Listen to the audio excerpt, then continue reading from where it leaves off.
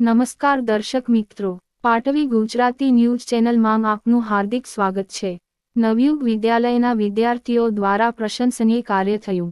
અતિવૃષ્ટિના કારણે જંબુસરમાં નીચાણવાળા વિસ્તારમાં જનજીવન ખોરવાતા શાળાના જી.એસ.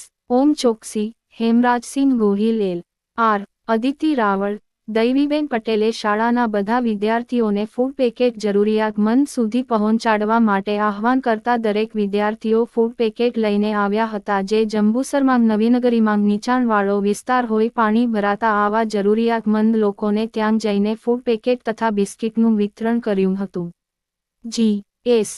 શ્રી ઓમ ચોકસીએ જણાવ્યું હતું કે આવતીકાલે પણ શાળાના બધા વિદ્યાર્થીઓ ફૂડ પેકેટ લાવવાના છે, સાથે વઘારેલી ખીચડી બનાવીને વિતરણ કરીશું। શાળા પરિવાર અને શાળા મંડળે તેઓના નિસ્વાર્થ કાર્યને બિરુદાવ્યું હતું।